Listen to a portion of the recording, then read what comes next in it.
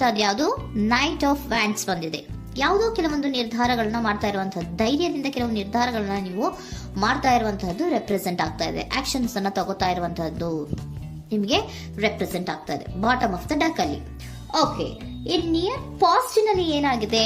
ನಿಮ್ಮ love life ವಿಚಾರವಾಗಿದ್ರೆ the fool card represent ಆಗಿದೆ. ತುಂಬಾನೇ ಚೆನ್ನಾಗಿದೆ, ಜಾಯ್ಫುಲ್ ಆಗಿತ್ತು, ಬಿಗಿನಿಂಗ್ ತುಂಬಾ ಚೆನ್ನಾಗೇ ಇದೆ. ಕಾರ್ಡ್ ಬಂದಿರುವಂತಹದ್ದೇನು? ವೀಲ್ ಆಫ್ ಫಾರ್ಚೂನ್ ಬಂದಿದೆ. ಸೊ ನಿಮ್ಮ ಲವ್ ಲೈಫಿನ ವಿಚಾರವಾಗಿ ನೀವು ಕೆಲವೊಂದು ಬದಲಾವಣೆಗಳನ್ನ ನೀವು ಮಾಡ್ಕೊಂಡಿರುವಂತಹದ್ದು ಇಲ್ಲಿ ರೆಪ್ರೆಸೆಂಟ್ ಆಗ್ತಾ ಇದೆ. ಕ್ವೀನ್ ಆಫ್ ಕಪ್ಸ್ ಏನನ್ನ ರೆಪ್ರೆಸೆಂಟ್ ಮಾಡುತ್ತೆ? ಸೊ ಕ್ವೀನ್ ಆಫ್ ಕಪ್ಸ್ ನೀವು ಯಾಕೆ ಬದಲಾವಣೆಗಳನ್ನ ಮಾಡ್ಕೊಂಡಿದ್ದೀರಾ? ಕೆಲವೊಂದು ರೀತಿಯ ಸ್ಟೇಬಲ್ ಇರಬೇಕು, ಬಹಳ ಕೇರ್ ಅನ್ನ ಮಾಡ್ತಾ ಇರುವಂತಹದ್ದು, ಲವ್ ಲೈಫಿನ ವಿಚಾರವಾಗಿ ಬಹಳಷ್ಟು ಇಂಟ್ರೆಸ್ಟ್ ಅನ್ನ ತಗೊಂಡಿರುವಂತಹದ್ದು ನಿಯರ್ ಪಾಸ್ಟ್ನಲ್ಲಿ ರೆಪ್ರೆಸೆಂಟ್ ಆಗ್ತಾ ಇದೆ. ಓಕೆ, ಅಟ್ ಪ್ರೆಸೆಂಟಿನಲ್ಲಿ ಯಾಕೋ ನಿಮ್ಮಲ್ಲಿ 2 ಆಪ್ಷನ್ಸ್ಗಳು ಇರುವಂತಹದ್ದು ರೆಪ್ರೆಸೆಂಟ್ ಆಗ್ತಾ ಇದೆ. ಯಾಕೋ 2 ಆಲೋಚನೆಗಳನ್ನ ನೀವು ಮಾಡ್ತಾ ಇರುವಂತಹದ್ದು ಅಟ್ ಪ್ರೆಸೆಂಟಿನಲ್ಲಿ ರೆಪ್ರೆಸೆಂಟ್ ಆಗ್ತಾ ಇದೆ. 2 ಆಯ್ಕೆಗಳು ನಿಮ್ಮಲ್ಲಿ ಇರುವಂತಹದ್ದು, 2 ಆಲೋಚನೆಗಳನ್ನ ಮಾಡ್ತಾ ಇರುವಂತಹದ್ದು, ಏನೋ ಒಂದು ರೀತಿಯ ಕನ್ಫ್ಯೂಷನ್ಸ್ ಅಲ್ಲಿ ಇರುವಂತಹದ್ದು ನಿಮ್ಮ ಲವ್ ಲೈಫ್ ನ ವಿಚಾರವಾಗಿ ರೆಪ್ರೆಸೆಂಟ್ ಆಗ್ತಾ ಇದೆ. ಓಕೆನಾ? ಸೆಕೆಂಡ್ ಕಾರ್ಡ್ ಯಾವ್ದು ಬಂದಿದೆ? 10 ಆಫ್ ಕಪ್ಸ್ ಬಂದಿದೆ. ಸೊ 10 ಆಫ್ ಕಪ್ಸ್ ನಿಮ್ಗೆ ಫುಲ್ಫಿಲ್ಮೆಂಟ್ ಇರುತ್ತೆ, ಸಮಾಧಾನ ಇರುತ್ತೆ, ಖುಷಿಯಾಗಿರುತ್ತೆ ಅನ್ನೋದು ನೀವು ಆಲೋಚನೆಯನ್ನ ಮಾಡಿದ್ರಿ. 2 ಆಯ್ಕೆಗಳಲ್ಲಿ ಯಾವ್ದನ್ನ ಸೆಲೆಕ್ಟ್ ಮಾಡಬೇಕು? ಸೆಲೆಕ್ಟ್ ಅನ್ನ ಮಾಡ್ಕೊಂಡ್ರೆ ನನಗೆ ಖುಷಿಯಾಗಿರುತ್ತೆ, ಸಮಾಧಾನ ಆಗುತ್ತೆ ಅನ್ನೋಂತ ಯೋಚನೆಯನ್ನ ಒಂದು ಸಾರಿ ಮಾಡಿದ್ರೆ, ಇದರ ಮತ್ತೊಂದು ಸಾರಿ ನೀವೇನ್ ಅನ್ಕೋತೀರಾ? ಏನಾದ್ರು ನನಗೆ ಇದರಿಂದ ಮೋಸ ಆಗುತ್ತಾ, ಅಥವಾ ಇದರಿಂದ ನನಗೇನಾದ್ರು ತೊಂದರೆ ಆಗುತ್ತಾ, ನಾನು ರಕ್ಷಣೆ ಮಾಡ್ಕೋಬೇಕಾಗತ್ತಾ ಅನ್ನೋಂತಹ ಆಲೋಚನೆಯನ್ನು ಕೂಡ ನೀವು ಮಾಡುವಂತದ್ದು ರೆಪ್ರೆಸೆಂಟ್ ಆಗ್ತಾ ಇದೆ. ಯಾಕೋ ನಿಮ್ಮಲ್ಲಿ ಸಮಾಧಾನ ಇಲ್ಲ, ಕನ್ಫ್ಯೂಷನ್ಸ್ ಇದೆ, 2 ಆಯ್ಕೆಗಳು, ಯಾವ ನಿರ್ಧಾರವನ್ನ ಮಾಡಬೇಕು ಗೊತ್ತಾಗ್ತಿಲ್ಲ. ಸೊ ಅದಕ್ಕೆ ನೋಡಿ, ನೀವು ಬೇಜಾರಿನಿಂದ ಮೂವಿಂಗ್ ಆನ್, ಬದಲಾವಣೆ ಆಗ್ತಾ ಇರುವಂತಹದ್ದು ರೆಪ್ರೆಸೆಂಟ್ ಆಗ್ತಾ ಇದೆ. ಚೇಂಜಸ್ ಅನ್ನ ಮಾಡ್ಕೋತಾ ಇರುವಂತಹದ್ದು ಇಲ್ಲಿ ಪ್ರೆಸೆಂಟ್ ನಲ್ಲಿ ರೆಪ್ರೆಸೆಂಟ್ ಆಗ್ತಾ ಇದೆ. ಯಾಕೋ ಬೇಜಾರಿನಿಂದ ಕೆಲವೊಂದು ರೀತಿಯ ಬದಲಾವಣೆಗಳನ್ನ ನೀವು ಮಾಡ್ಕೋತಾ ಇರುವಂತಹದ್ದು 6 ಆಫ್ ಸೋರ್ಟ್ಸ್ ಅಲ್ಲಿ ರೆಪ್ರೆಸೆಂಟ್ ಆಗ್ತಾ ಇದೆ.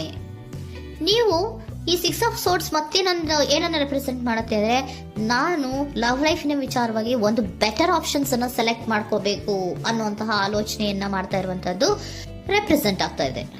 ಓಕೆನಾ? ನೀವೇನಂದ್ರೆ ಅಟ್ ಪ್ರೆಸೆಂಟಿನಲ್ಲಿ ನಿಮ್ಮ ಲವ್ ಲೈಫಿನ ವಿಚಾರವಾಗಿ ಬೆಟರ್ ಆಪ್ಷನ್ ಬಗ್ಗೆ ಯೋಚನೆಯನ್ನ ಮಾಡ್ತಾ ಇರುವಂತಹದ್ದು, ಅದರ ಬಗ್ಗೆ ಸ್ವಲ್ಪ ಕನ್ಫ್ಯೂಷನ್ ಅಲ್ಲಿ ಇರುವಂತಹದ್ದು ಅಟ್ ಪ್ರೆಸೆಂಟಿನಲ್ಲಿ ರೆಪ್ರೆಸೆಂಟ್ ಆಗ್ತಾ ಇದೆ. ಬಟ್ ನಿಯರ್ ಫ್ಯೂಚರಿನಲ್ಲಿ ಏನಿದೆ? 3 ಆಫ್ ಸೋರ್ಟ್ಸ್ ಇದೆ. ಕೆಲವೊಂದು ರೀತಿಯ ಬೇಜಾರುಗಳಿರುವಂತಹದ್ದು, ನೋವುಗಳಿರುವಂತಹದ್ದು, ಕೆಲವೊಬ್ರು ಅಳ್ತಾ ಇರುವಂತಹದ್ದು, ಭಾವನಾತ್ಮಕವಾಗಿ ತುಂಬಾ ಫೀಲ್ ಅನ್ನ ಮಾಡ್ತಾ ಇರುವಂತಹದ್ದು ನಿಮ್ಗೆ ರೆಪ್ರೆಸೆಂಟ್ ಆಗ್ತಾ ಇದೆ. ಯಾಕೆ ನಿಮಗೆ ಆ ತರ ಆಗತ್ತೆ ಅಂತ ಅಂದ್ರೆ, ಡೆವಿಲ್ ಕಾರ್ಡ್ ರೆಪ್ರೆಸೆಂಟ್ ಆಗಿದೆ. ಸೊ ಡೆವಿಲ್ ಕಾರ್ಡ್ ಏನನ್ನ ಹೇಳತ್ತೆ? ಅಡಿಕ್ಷನ್ಸ್ ಅನ್ನ ಹೇಳತ್ತೆ. ತುಂಬಾ ಯೋಚನೆಯನ್ನ ಮಾಡುವಂತಹದ್ದು, ಮೇಲಿಂದ ಮೇಲೆ ನೀವು ಒಂದನ್ನೇ ನೀವು ಯೋಚನೆ ಮಾಡ್ತಾ ಇದ್ರೆ ನಿಮ್ಗೆ ಅಲ್ಲಾಗುವಂತದ್ದೇನು? ನೋವುಗಳೇ ಅಲ್ಲಾಗುವಂತಹದ್ದು.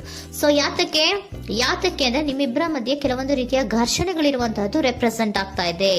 ಕೆಲವೊಂದು ರೀತಿಯ ಮನಸ್ಸು ಒಂದೇ ತರ ಆಲೋಚನೆಯನ್ನ ಮಾಡ್ತಾ ಇಲ್ಲ. ಒಂದ್ಸರಿ ಆ ತರ ಯೋಚನೆ ಮಾಡ್ತೀರಾ, ಒಂದ್ಸರಿ ಈ ತರ ಯೋಚನೆ ಮಾಡ್ತೀರಾ, ಕನ್ಫ್ಯೂಷನ್ ಅಲ್ಲಿ ಇರ್ತೀರಾ, ಏನ್ ಮಾಡ್ಬೇಕು ಗೊತ್ತಾಗಲ್ಲ.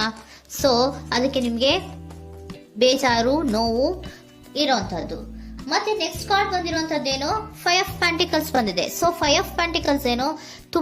ಇದು ಕೂಡ ತುಂಬಾ ಬೇಜಾರಿನಲ್ಲೇ ಇರುವಂತಹದ್ದು, ಫೀಲಿಂಗ್ ಲೆಫ್ಟ್ ಔಟ್ ಆಗ್ತಾ ಇರುವಂತಹದ್ದು, ರೀತಿಯ ಒಂದು ಬ್ಯಾಡ್ ಸಿಚುಯೇಷನ್ ಅಲ್ಲಿ ಇರುವಂತಹದ್ದು, ಅಂದ್ರೆ ಯಾವಾಗ್ಲೂ ನೋವು ಪಡ್ತಾ ಇರುವಂತಹದ್ದು, ಯಾವಾಗ್ಲೂ ಯೋಚನೆ ಮಾಡ್ತಾ ಇರುವಂತಹದ್ದು, ಇಮಿಡಿಯೇಟ್ ಫ್ಯೂಚರಿನಲ್ಲಿ ಈ ರೀತಿ ರೆಪ್ರೆಸೆಂಟ್ ಓಕೆನಾ? ಸೊ ದ ಮೂನ್ ಕಾರ್ಡ್ ಏನನ್ನ ರೆಪ್ರೆಸೆಂಟ್ ಮಾಡುತ್ತೆ ಅಂದ್ರೆ, ರಿಯಾಲಿಟಿಯ ಕಡೆಗೆ ಹೆಚ್ಚು ಗಮನ ಕೊಡದೇ ಇರುವಂತಹದನ್ನ ರೆಪ್ರೆಸೆಂಟ್ ಮಾಡುತ್ತೆ. ಓಕೆನಾ? ಇದಿಷ್ಟು ನಿಮ್ಮ ಮಂತಿನ love reading. Next angel guidance ನಿಮ್ಗೆ ಏನ್ ಕೊಡ್ತಾರೆ ಅನ್ನೋದನ್ನ ನೋಡೋಣ. ನೋ ಅನ್ನೋಂತ ಆನ್ಸರ್ ಅನ್ನ ಕೊಡ್ತಾ ಇದ್ದಾರೆ.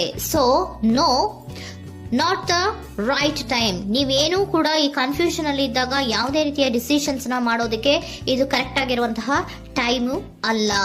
Perfect timing. So perfect timing ಅನ್ನ ಬಂದಾಗ ನೀವು ಕೆಲವೊಂದು ರೀತಿಯ ಡಿಸಿಷನ್ಸ್ ಅನ್ನ ಮಾಡ್ಬೇಕಾಗತ್ತೆ.